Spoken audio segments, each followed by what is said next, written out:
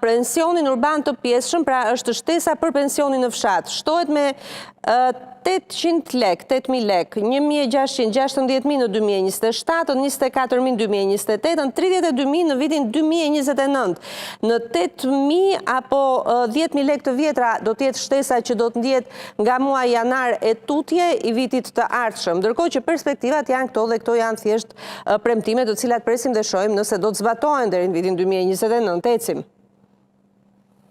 Ky është pensioni në fshat, shtesa si që thash është 1.000 lek, 2.000, 3.000 dhe 4.000. Të gjitha këto janë pretendime bashkëlidhur dhe me tabelën para ardhse. Të gjitha këto janë pretendime të cilat pritet për të parë se sa do të jetë deri në vitin 2029. Ajo që është pak po e sigurt është që pensioni në fshat do të rritet me 1.000 lek, pra 10.000 lek në muaj duke nisur nga janari 2026. Ecim. Kemi të pensioni i invaliditetit.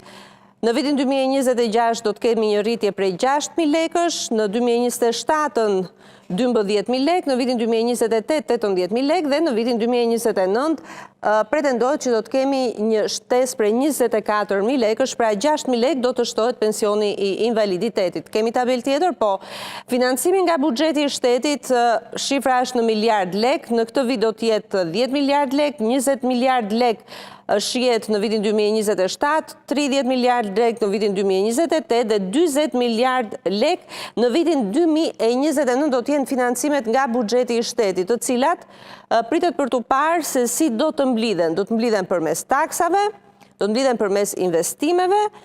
Kjo pritet për të sqaruar në momentin që do të kaloj dhe buxheti në parlament, ku natyrisht që do të sqarohen dhe do të saktësohen edhe formulat e propozuara sot nga kryeministri Edi Rama dhe të cilat hynë në fuqi në janar të vitit 2026. Ajo që është pak po e sigurt është që paga minimale do të shkojë në 50.000 lek të reja duke nisur nga janari vitit 2026, ndërkohë që pensionet do të rriten. Atë gjithë ekspertët e ekonomisë japin dy shifrat e këtë cilat do të bazohemi: 18.000 lek të vjetra në qytet, pensioni i plot, 10.000 lek të vjetra në fshat, pensioni i plot.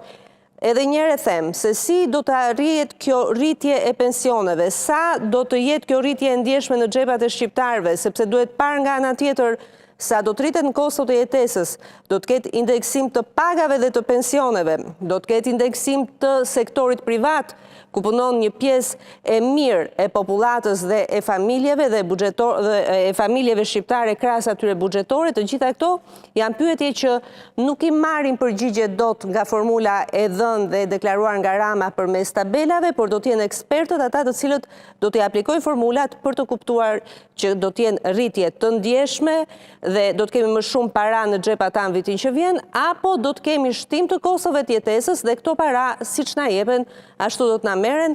Këto janë përgjigjet të cilat do të jepen nga ekspertët pasi të miratohet dhe buxheti i shtetit për vitin e ardhshëm.